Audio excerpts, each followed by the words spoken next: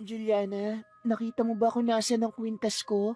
Nawawala kasi. Aba malay ko, Francesca. Hindi ko namang gamit yan.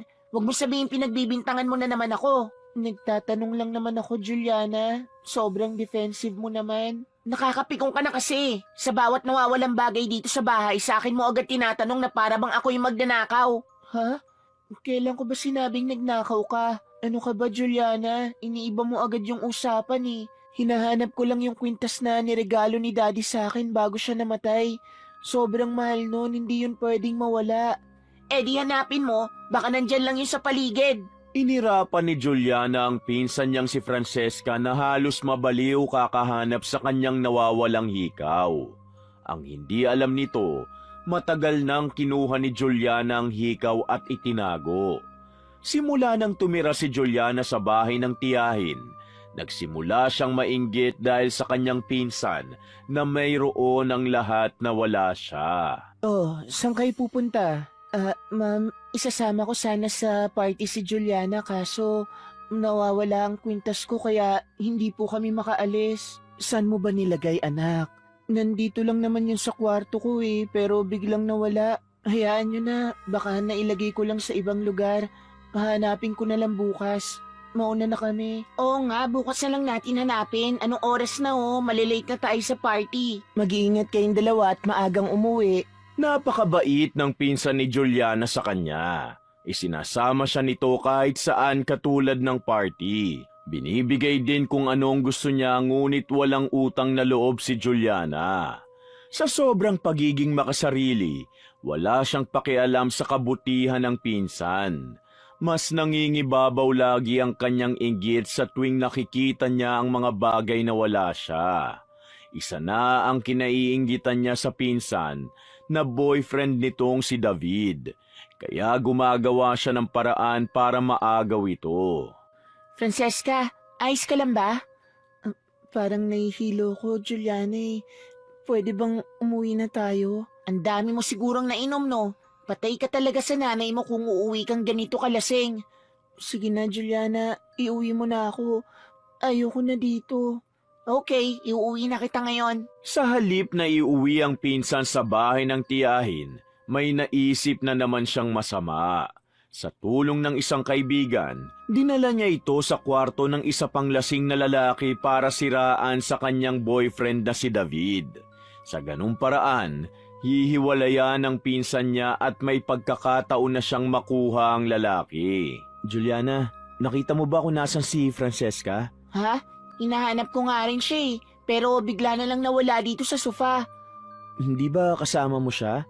Oo, magkasama kami. Pero nagpunta ako sa comfort room saglit para mag-retouch. Pero pagbalik ko, nawala na siya. Baka may sinamaan siyang ibang tao. Anong ibig mo sabihin? Kanina kasi, may lalaking lumalapit sa kanya. Baka lang dinala siya dun sa taas. Sinamahan naman ni Juliana si David sa taas kung nasaan nasa loob ng kwarto ang pinsan, kasama ang ibang lalaki sa iisang kama. Nagulat si David sa nakitang eksena, kaya ito nagalit ng husto kay Francesca. Francesca, ano tong ginagawa mo? May boyfriend ka na pero nagagawa mo pa makipaglampungan sa ibang lalaki? David, hindi ko alam kung ano nangyayari. Please, hayaan mo ako magpaliwanag. Hindi mo na kailangan magpaliwanag. Malinaw na sa akin kung anong ginagawa mo. David, hindi. Nagkakamali ka ng iniisip. Hindi kita niloloko. Hindi ko talaga alam kung bakit ako nandito. Juliana, sabihin mo sa kanya na hindi ito totoo. Pasensya na, Francesca, pero nahuli ka na sa akto. Kahit anong gawin mong paliwanag, kitang-kita naman ang ebidensya na niloko mo si David. Halos manlumo si Francesca nang ipagkanulo ng sariling pinsan.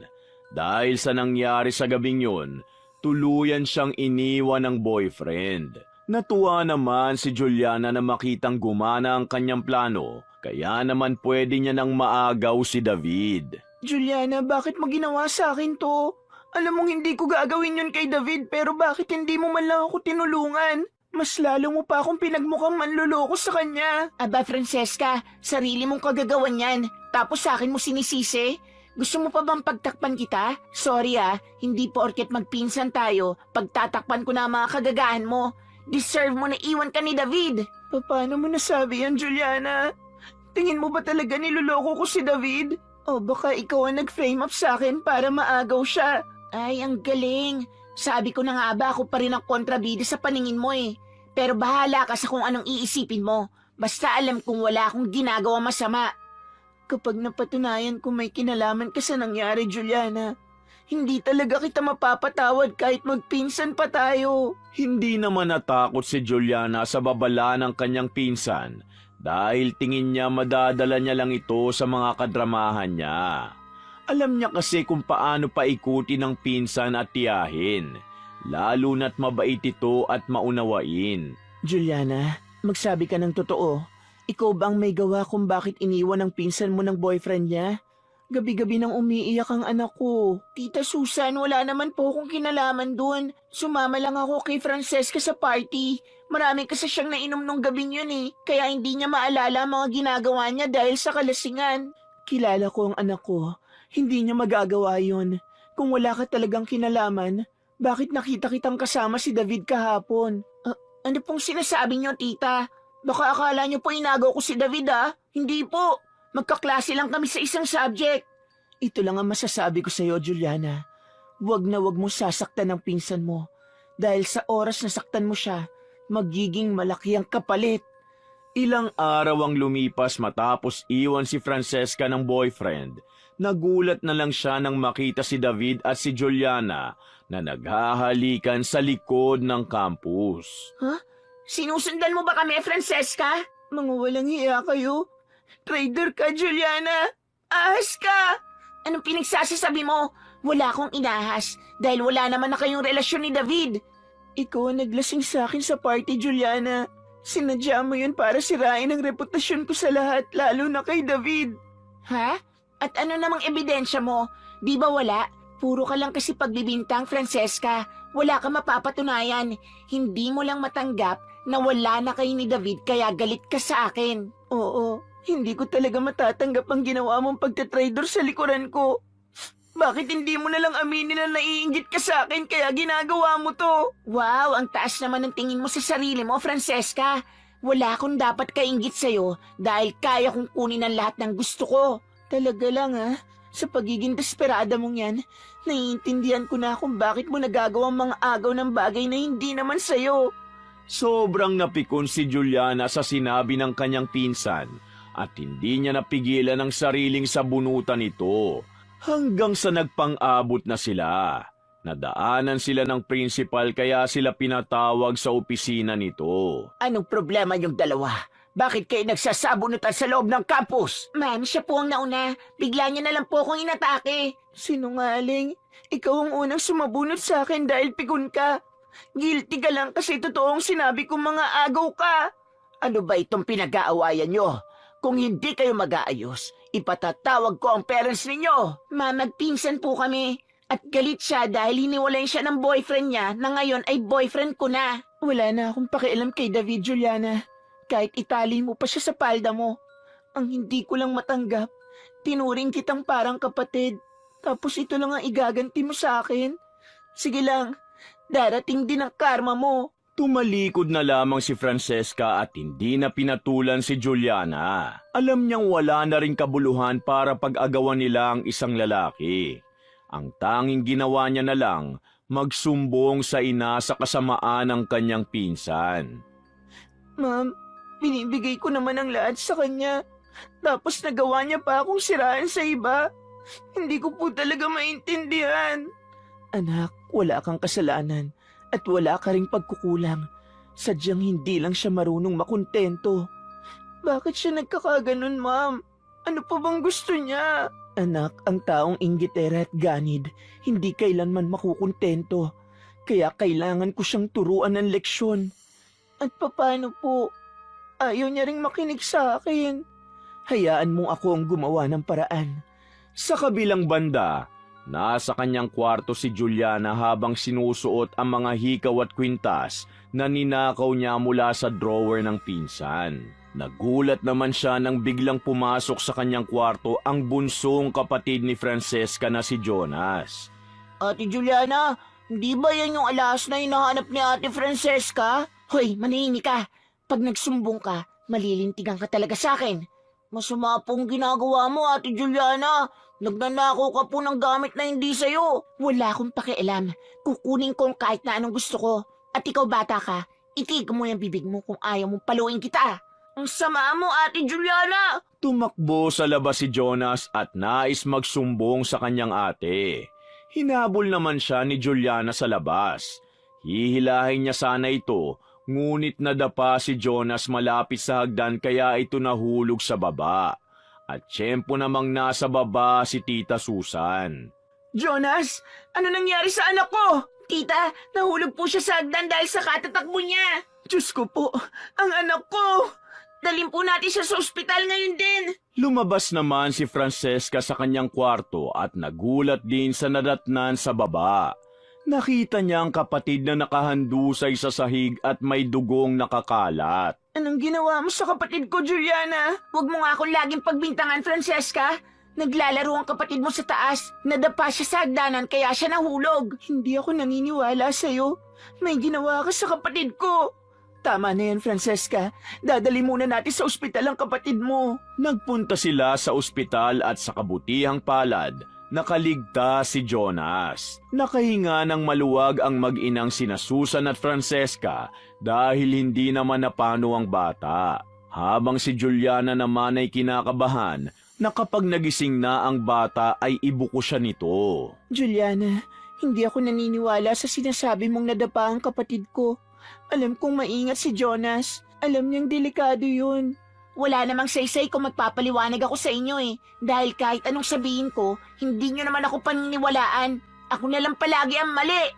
Malalaman natin ang katotohanan kapag nagising na si Jonas. At sa oras na malaman kung sinaktan mo ang anak ko, lumayas ka na sa pamamahay ko.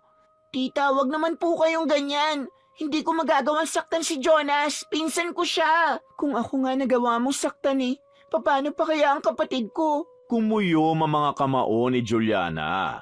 Gusto niya mang sampalin ng pinsan, hindi niya magawa dahil naroon ang tiyahin na kumupkop at nagpaaral sa kanya. Nang sumunod na araw, nagising na si Jonas sa ospital kaya nila ito kinausap. Anak, ano ba talagang nangyari sa'yo? Bakit ka nahulog sa hagdan? Hindi ko rin po maalala, Mami. Jonas, subukan mong alalahanin. May tumulak ba sa'yo sa hagdan? Naalala ko lang po. Nakita ko si Ate Juliana na may tinatago sa kwarto niya. Jonas, ano bang pinagsasasabi mo? Manahimik ka, Juliana. Hayaan mo sabihin niyan totoo. Nakita ko po mga ninakaw niyang alahas ni Ate Francesca. Nagulat sina Francesca at Susan sa narinig. Napatingin sila kay Juliana na namutla ang mukha. O ano ngayon? Magsisinungaling ka pa rin? Hindi yan totoo! Nagsisinungaling si Jonas! Hindi nagsisinungaling ang mga bata, Juliana. Tita Susan, tinuruan ni Francesca ang kapatid niya para siraan ako. Galit pa rin siya sa akin dahil kay David. Magaling ka talaga magpalusot, Juliana. Totoo naman ah. Galit ka pa rin sa akin kaya gusto mo akong palayasin ni Tita Susan. Kung gusto kitang palayasin, dati ko pa ginawa. Ngayong lumabas na ang totoo mong kulay, dapat ka na nga talagang lumayas sa pamamahay namin. Hindi ako papayag, Tita Susan. Hindi naman po patas kung paniniwalaan yung anak niyong may sama ng loob sa akin. Ginamit naman ngayon ni Juliana ang kanyang galing sa pag-arte. Alam niyang hindi siya basta-basta paalisin ng tiyahin dahil nangako ito sa kanyang ama na aalagaan siya. Juliana, bibigyan kita ng isa pang pagkakataon. Pero gusto kong umamin ka sa mga kasalanan mo. Tita Susan, wala po akong dapat na aminin. Dahil wala po talaga akong ninakaw kay Francesca. Ang nakita po ni Jonas ay yung mga alahas na binigay niyo sa akin. Napakasinungaling mo talaga. Kung ayaw mo maniwala, di tignan mo sa kwarto ko pag uwi. Hindi yun ang mga nawawala mong alahas. Mga bigay yun sa akin ni Tita Susan. Kung ganun hindi ka nga nagnakaw, mananatili ka sa pamamahay ko. Labis na natuwa si Juliana sa sinabi ng tiyahin habang si Francesca naman naiinis dahil kinukonsinti ito ng ina. Sa sobrang inis niya, padabog siyang umalis at sinunda naman siya ni Susan. Anak, huwag ka sanang mag-alit sa akin. Paano hindi ako magagalit? Ayaw mo kaming paniwalaan ni Jonas. Nagbubulag-bulagan pa rin kayo, Ma'am. Anak, sinabi ko na sa'yo. Hayaan mong ako ang gumawa ng paraan para maturuan siya ng leksyon. Turuan ng leksyon? Parang tumutubo pang sungay ng isang yon. Muntik na nga mapahamak si Jonas dahil sa kanya. Huwag ka mag-alala, anak. Dahil kung sasayangin niya ang pagkakataon na binigay ko, matitikman niya ang hagupit ko. Lumipas ang ilang linggo, parang wala lang kay Juliana ang mga babala ng kanyang tiyahin, kaya nagpatuloy siya sa kanyang masamang gawain. Patuloy siyang nagnakaw sa pamamahay. Wala siyang takot na nangupit ng pera para lang magyabang sa mga kaibigan. Aba, Juliana, ang dami mong pera ngayon, ha? Ako pa ba? Kaya kunin niyo lahat ng gusto niyo. Ako ang bahala magbayad. Sure ka, ha? Oo naman. Yan ang gusto namin sa'yo, galante. Patuloy na nagwaldas ng pera si Juliana ng pera ng tiyahin, ni hindi sumagi sa kanyang isipan ng makonsensya. Para sa kanya, hindi totoo ang karma at yun ang malaking pagkakamali niya. Dahil simula sa araw na ito, matitikman niya ang unang pagdurusa. Aray!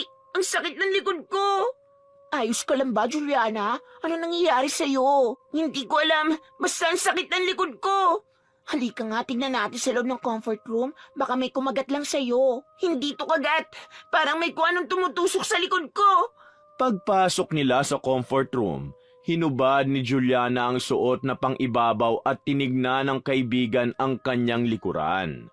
Napatili naman ito nang makita kung anong meron sa kanyang likod. Ay, Juliana, nakakadiri ka. Meron kang bulutong. Ano? Wala naman akong bulutong, ah.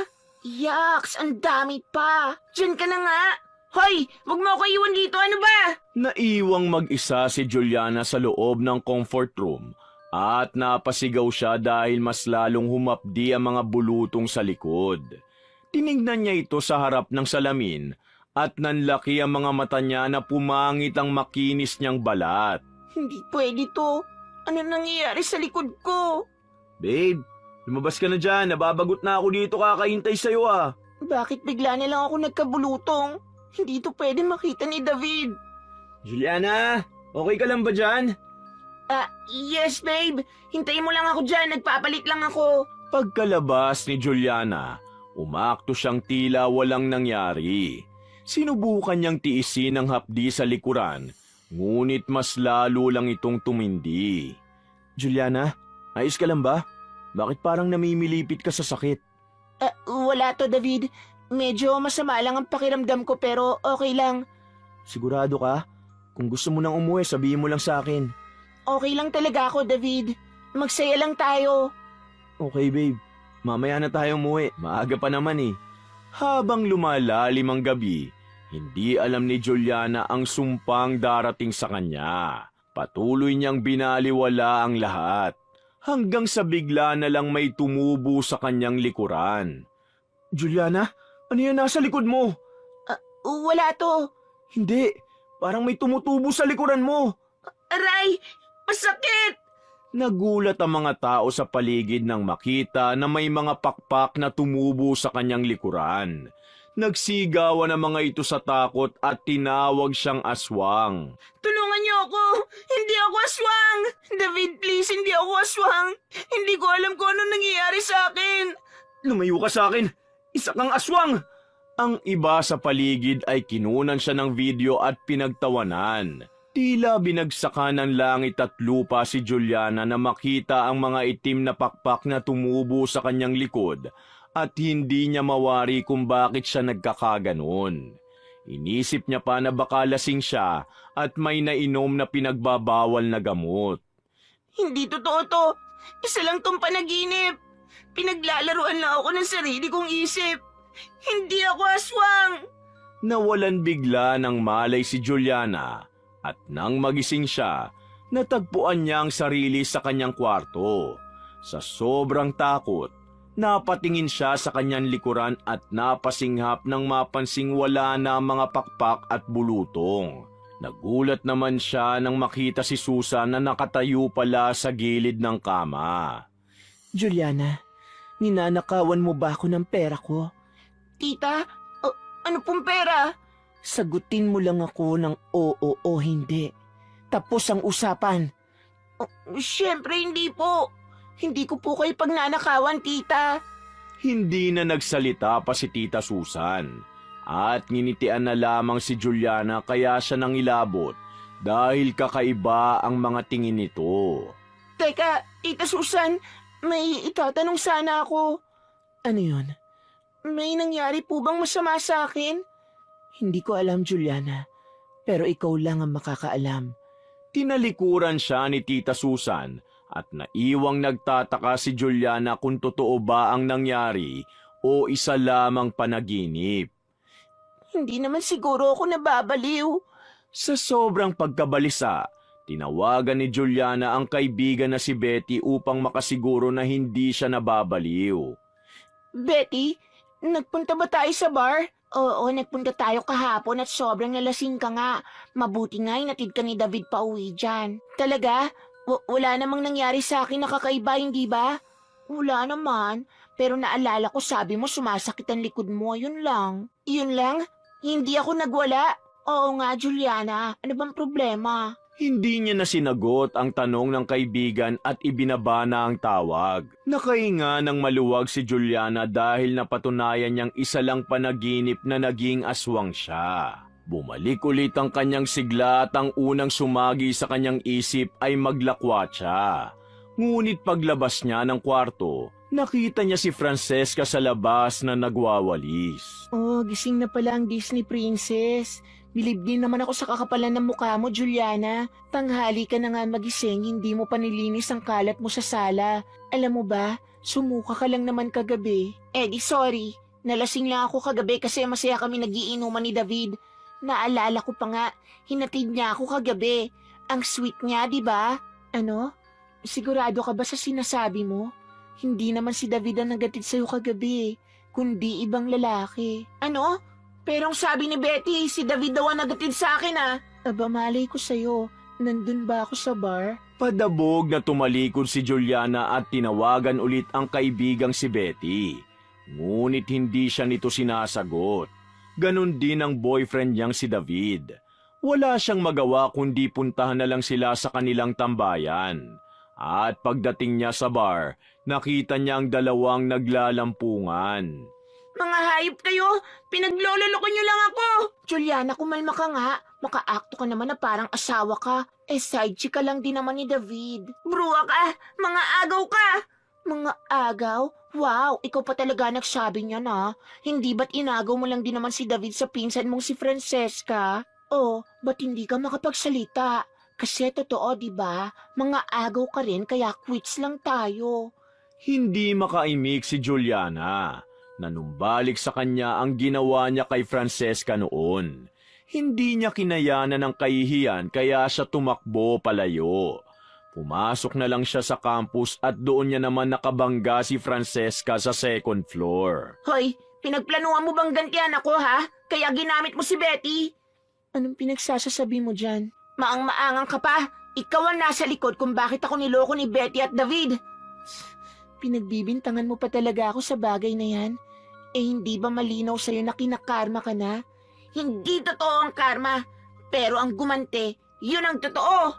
Sa isang iglap, bigla niyang tinulak ang pinsang si Francesca at bumagsak ito sa sahig at nabagok ang ulo sa semento. Agad na umalis si Juliana at iniwan ang pinsan na nag-aagaw buhay. Nagpakita na lamang siya sa ospital upang samahan ng tiyahin at umaktong hindi siya ang salarin. Dok, kumusta ang anak ko? Ma'am, stable naman po ang lagay ng anak ninyo. Pero hindi po namin masabi kung kailan siya magigising. Ano? Sinasabi niyo bang comatose ang anak ko? Opo, ma'am. Ikinalulungkot ko. Ang masasabi ko lang, magdasal lang po tayo. Huwag tayong mawala ng pag-asa dahil minomonitor naman siyang maigi. Salamat po, Dok. Sa loob ng ward, nanlumo si Susan na makita ang anak na wala pa ring malay. Napaiyak siya sa takot na baka hindi na ito magising. Tita Susan, alam ko pong nalulungkot kayo pero Naniniwala ako magigising si Francesca. Matapang po siya. Juliana, hindi mo ba talaga alam kung sino may gawa nito sa pinsan mo? Patawad po tita pero wala po talaga akong ideya kung sino. Saka hindi kami nagkikita sa campus mula nung mag-away kami dahil kay David. Kung wala namang ibang kaaway ang anak ko, sino ba ang pwedeng manakit sa kanya? Tita Susan, alam ko po ang iniisip nyo. Kung tingin nyo na ako may gawa, naiintindihan ko naman po. Ako lang naman ang lagi na pagbibintangan eh. Ginamit ulit ni Juliana ang pagdadrama niya para kunin ang loob ng tiyahin. Umiyak pa siya sa harap nito na para bang siya ang kinawawa. Tita, kahit ganito lang po ako nagaling probinsya, pero pinalaki ako ni tatay na maayos. Sana naman po wag niyo akong tingnan ng ganyan na parang isa akong kriminal. Wala pa naman akong sinasabing ganyan, Juliana. Ang hindi ko lang maintindihan, bakit may mga taong walang konsensya? Kung sino man ang nanakit sa anak ko, alam kong magdurusa siya. Opo tita, tutulungan ko po kayo mahanap ang salarin. Pero sa ngayon po, mas mabuting tutukan muna natin si Francesca at hintayin na magising siya. Hindi ko na kailangang hanapin ang salarin dahil alam kong magpapakita siya kapag nagdurusa na siya. Napalunok ng laway si Juliana at napayuko. Medyo nakaramdam siya ng matinding kaba at panlalamig. Nang saglit na umalis si Tita Susan, tinignan niya ang mukha ng pinsan na mahimbing na natutulog. Kawawa ka naman, pinsan. Kasalanan mo rin naman kung bakit ka napunta sa ganyang sitwasyon eh. Tsaka huwag ka mag-alala, aalagaan ko naman si Tita Susan, kaya kahit mawala ka, may papalit naman sa pwesto mo. Sleep well, Francesca. Hindi ko nahahayaang magising ka pa.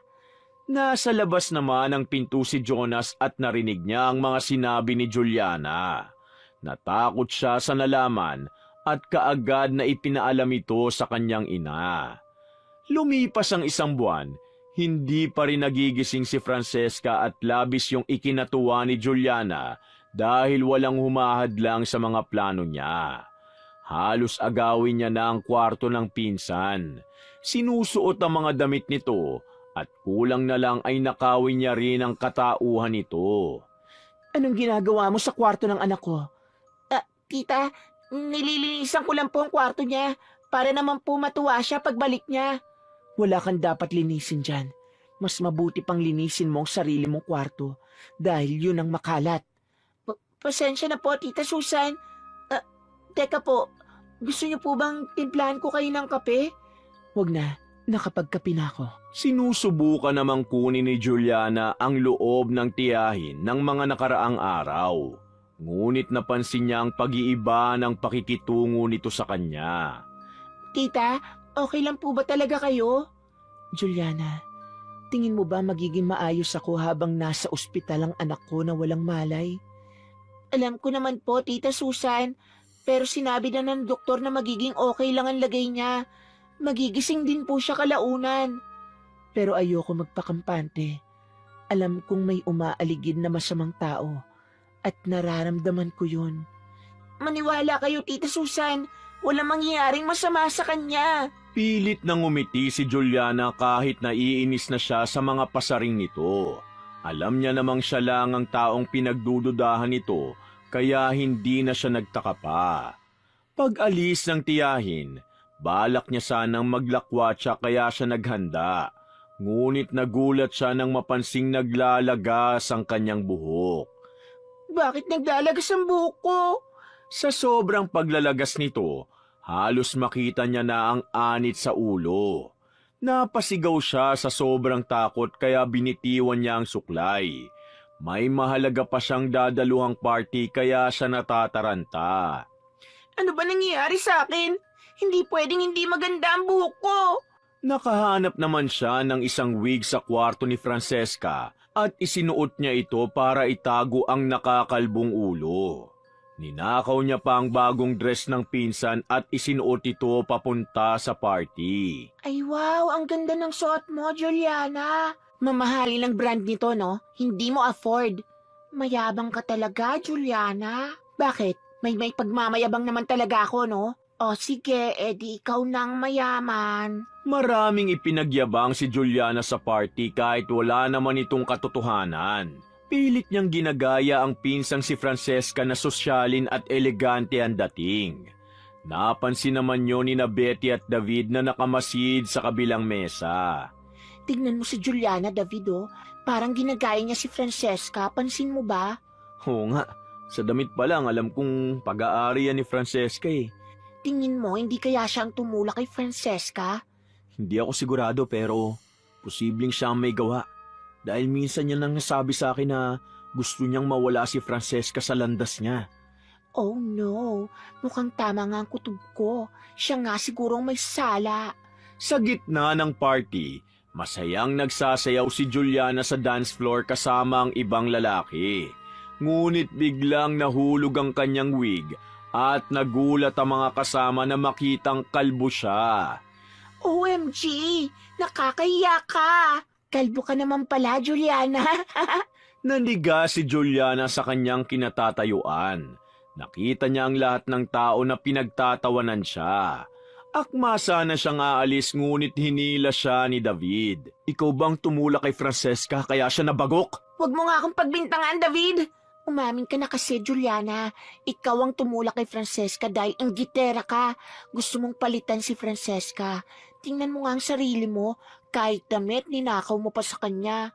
Nababaliw na kayo! Hindi ako ang tumulak sa pinsan ko! Tumakbo si Juliana palabas at sinundan siya ng mga taong naghihiyawan at inaakusahan siyang nagtulak sa sariling pinsan. Bigla naman siyang nadapa sa sahig dahil sa matinding sakit mula sa kanyang likuran. Aray! Ang likod ko! Ano nangyayari sa kanya? Tinutubuan siya ng pakpak. Nagsigawan sila nang biglang nagsilabasa ng mga itim na pakpak sa likuran ni Juliana. Nang itim ang kanyang mga mata at humaba rin ang kanyang mga tenga. Tulungan niyo ako! Ay! Aswang! Nilamon ng matinding kahihiyan si Juliana. Nakita niya ang mga tao sa paligid na pinagpepiestahan siya. Sinubukan niyang takpan ang mukha niya, ngunit nakuhanan na siya ng mga larawan at video. Tumakas na lang siya doon at tumakbo papunta sa kanyang sasakyan. Doon ay nagmaneho siya pauwi ng bahay. Tita Susan, tulungan niyo po akong magising sa bangungot na to. Tingin mo talaga binabangungot ka lang? Opo, alam kong hindi totoo lahat to. Nanaginip na din ako ng ganito noong nakaraan. Pero paano kung hindi na ito isang bangungot? Nanigas naman si Juliana nang mapagtanto ang mga nangyayari. Tumingin siya sa tiyahin at hinawakan ang mukha nito. Kita niyang totoo ang lahat. Hindi siya nananaginip. Tita Susan, ikaw po ba may gawa nito sa akin? Ano pa ba sa tingin mo? Matagal na kitang binarang para turuan ka ng leksyon. Tita, bakit niyo po ako pinaparusahan? Ano po bang nagawa ko sa inyo? Ikaw ang nakakaalam ng kasagutan, Juliana. Hanggat hindi ka umaamin sa mga kasalanan mo, habang buhay ka nang magiging ganyan. Hindi pwede! Nakikita ni Juliana ang refleksyon sa salamin at halos hindi niya na makilala ang sarili. Natatakot naman siyang maging ganun na lang habang buhay. Naluluha siyang makita ang mga sariling mata na nabalot na ng dilim. Tita Susan, aamin na po ako! Bigla siyang napaluhod sa harapan ng tiyahin at napahagulgol. Totoo pong ako may gawa ng lahat. Ako po nagnakaw ng mga gamit at pera sa bahay. Nasaktan ko rin si Jonas. Inagaw ko rin po si David kay Francesca. At ako ang tumulak sa kanya kaya nabagok siya. Bakit mo nagawa ang lahat ng ito sa kabila ng kabutihang pinakita namin sa'yo? Dahil naiinggit po ako sa lahat. Lalo na kay Francesca. Alam mo, Juliana, wala kang mararating sa buhay kung lagi mong paiirali ng inggit. Matuto ka namang makontento sa kung anong meron ka. Wala kang dapat na ikainggit dahil ang malaking regalong binigay sa'yo ng Diyos ay ang buhay mo. Napaiyak si Juliana at labis na nagsisisi. Unti-unti niya nang nauunawaan ang mga kamalian niya sa buhay. Nangako naman siyang haharapin niya ang mga kasalanan niya at hinarap niya rin ang pinsan sa ospital at humingi ng tawad ng magising na si Francesca. Patawarin mo ako, Francesca. Sa sobrang inggit ko sa'yo, nagtangka akong agawin ang buhay mo. Kaya kitang patawarin, Juliana. Pero hindi ko na kaya pang magtiwala sa'yo. Ang gusto ko, bumalik ka na sa probinsya at huwag ka na magpakita dito. Naiintindihan ko, Francesca. Maraming salamat. Tinapos naman ni Susan ang pagkakabarang kay Juliana kaya pinauwi niya na ito sa probinsya. At doon, dala-dala ni Juliana ang leksyong natutunan niya. Nagsimula siya ng panibagong buhay kung saan hindi niya na hinahayaan na ang inggit ang kumontrol sa kanyang puso at isipan. Wakas!